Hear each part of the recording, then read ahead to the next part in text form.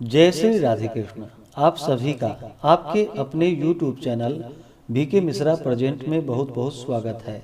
आइए आज आप सब सुनेंगे विष्णु पुराण द्वितीय अंश में 15वें अध्याय की कथा।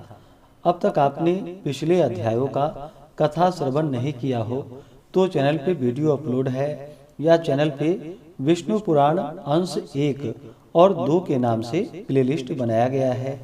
आप वहां से पिछले अध्यायों का कथा श्रवण कर सकते हैं। इस अध्याय में ऋभु का निदाघ को अद्वैत ज्ञानोपदेश का वर्णन किया गया है। तो आइए सुनते हैं विष्णु पुराण अंश 2 में 15वें अध्याय की कथा। तो बोलिए प्रेम से भगवान विष्णु की जय, माता लक्ष्मी की जय, सर्वदेवी देवता की जय। श्री पराशर जी बोले कि हे मैत्रेय, ऐसा कहने पर राजा को मौन होकर मन ही मन सोच विचार करते देख वे विप्रवर यह अद्वैत संबंधिनी कथा सुनाने लगे। ब्राह्मण बोले कि हे राज शार्दूल, पूर्व काल में महर्षि ऋभु ने महात्मा निदाघ को उपदेश करते हुए जो कुछ कहा था वह सुनो। हे भूपते, परम श्रेष्ठी श्री ब्रह्मा जी का ऋभु नामक एक पुत्र था। वह स्वभाव से ही परमार्थ तत्व को जानने वाला था। पूर्व काल में महर्षि पुलस्त का पुत्र निदाघ उन ऋभु का शिष्य था। उसे उन्होंने अति प्रसन्न होकर संपूर्ण तत्व ज्ञान का उपदेश दिया था। हे नरेश्वर, ऋभु ने देखा कि संपूर्ण शास्त्रों का ज्ञान होते हुए भी निदाघ की अद्वैत में निष्ठा नहीं है।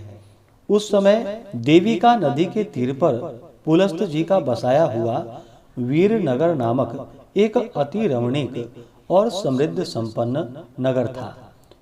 हे पार्थिवोत्तम, रम्य उपवनों से सुशोभित उस पुर में पूर्व काल में ऋभु का शिष्य योगवेत्ता निदाघ रहता था।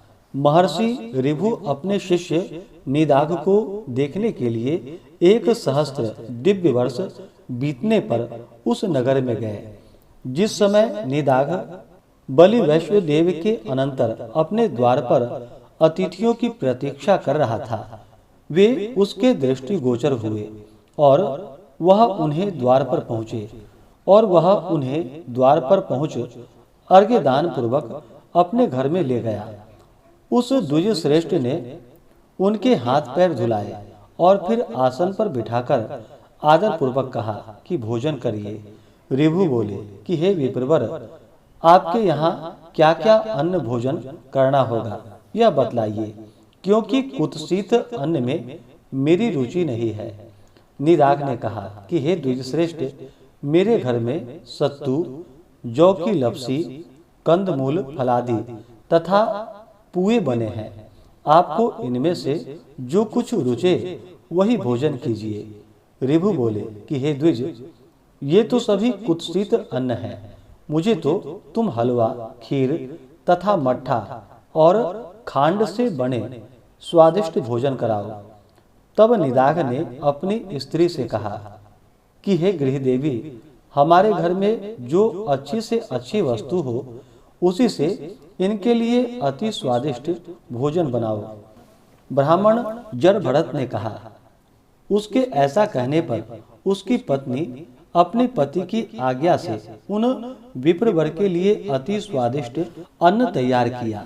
हे राजन, ऋभु के यथेच्छ भोजन कर चुकने पर निदाघ ने अति विनीत होकर उन महामुनि से कहा। निदाघ बोले कि हे द्विज, कहिए भोजन करके आपका चित्त स्वस्थ हुआ कि नहीं? आप पूर्णतया तृप्त और संतुष्ट हो गए ना? हे विप्रवर, कहिए आप कहाँ रहने वाले हैं, कहाँ जाने की तैयारी में हैं और कहाँ से पधारे हैं? ऋभु बोले कि हे ब्राह्मण, जिसको क्षुधा लगती है उसकी तृप्ति भी हुआ करती है। मुझको तो कभी क्षुधा ही नहीं लगी, फिर तृप्ति के विषय में तुम क्यों पूछते हो? जठराग्नि के द्वारा पार्थिव ठोस धातुओं के छिन्न हो जाने से मनुष्य को क्षुधा की प्रतीति होती है और जलने से छिन्न होने से तृषा का अनुभव होता है। हे द्विज, ये क्षुधा और तृषा तो देह के ही धर्म है, मेरे नहीं। अतः कभी क्षुधित न होने के कारण मैं तो सर्वदा तृप्त ही हूँ। स्वस्थता और तुष्टि भी मन ही में होता है, अतः ये मन ही के धर्म है। पुरुष आत्मा से इनका कोई संबंध नहीं है। इसलिए हे द्विज, ये जिसके धर्म है उसी से इनके विषय में पूछो।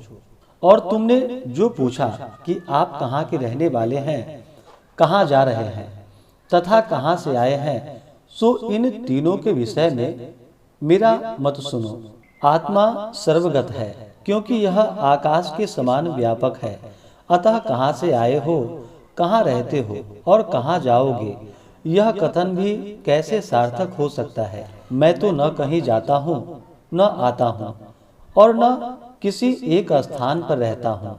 तू, मैं और अन्य पुरुष भी देहादि के कारण जैसे पृथक पृथक दिखाई देते हैं, वास्तव में वैसे नहीं है। वस्तुतः तू नहीं है, अन्य नहीं है और मैं नहीं हूँ।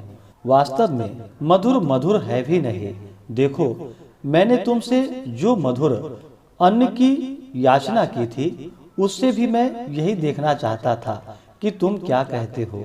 हे द्विजश्रेष्ठ, भोजन करने वाले के लिए स्वादु और अस्वादु भी क्या है, क्योंकि स्वादिष्ट पदार्थ ही जब समयांतर से अस्वादु हो जाता है तो वही उद्वेगजनक होने लगता है। इसी प्रकार कभी अरुचिकर पदार्थ रुचिकर हो जाते हैं और कभी रुचिकर पदार्थों से मनुष्य को उद्वेग हो जाता है। ऐसा अन्न भला कौन सा है जो आदि, मध्य और अंत तीनों काल में रुचिकर ही हो। जिस प्रकार मिट्टी का घर मिट्टी से लीपने पोतने से दृढ़ होता है, उसी प्रकार यह पार्थिव देह पार्थिव अन्न के परमाणुओं से पुष्ट हो जाता है। जौ, गेहूं, मूंग, घृत, तेल, दूध, दही, गुड़ और फल आदि सभी पदार्थ पार्थिव परमाणु ही तो हैं। इसमें से किसको स्वादु कहें और किसको अस्वादु। अतः ऐसा जानकर तुम्हें इस स्वादु अस्वादु विचार करने वाले चित्त को समदर्शी बनाना चाहिए, क्योंकि मोक्ष का एकमात्र उपाय समता ही है।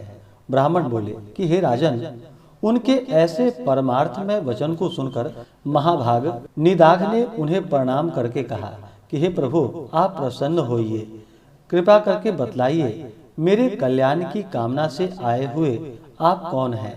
हे द्विज, आपके इन वचनों को सुनकर मेरा संपूर्ण मोह नष्ट हो गया है। ऋभु बोले, हे द्विज, मैं तेरा गुरु ऋभु हूँ। तुझको सद विवेकिनी बुद्धि प्रदान करने के लिए मैं यहाँ आया था। अब मैं जाता हूँ। जो कुछ परमार्थ है वह मैंने तुझसे कह ही दिया है। इस परमार्थ तत्व का विचार करते हुए तू इस संपूर्ण जगत को एक वासुदेव परमात्मा ही का स्वरूप जाना। इसमें भेदभाव बिल्कुल नहीं है। ब्राह्मण बोले। तदंतर निदाघ ने बहुत अच्छा कर उन्हें प्रणाम किया और फिर उससे परम भक्ति पूर्वक पूजित हो ऋभु स्वेच्छा अनुसार चले गए। इस प्रकार श्री विष्णु पुराण द्वितीय अंश में 15वें अध्याय की कथा पूर्ण हुई।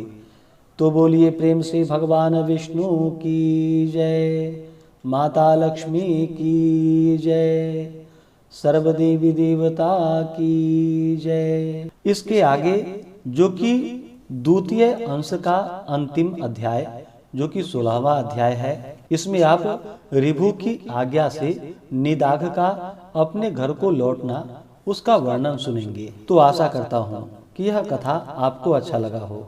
इसी प्रकार से ज्ञानवर्धक जानकारियाँ प्राप्त करते रहने के लिए, व्रत पूजा के बारे में जानने के लिए, कथा को सुनने के लिए चैनल पे अगर आप पहली बार आए हैं तो चैनल को लाल बटन दबा करके सब्सक्राइब करें, साथ में बेल आइकन घंटी को दबाएं ताकि आने वाली वीडियो का नोटिफिकेशन आपको समय से मिलता रहे।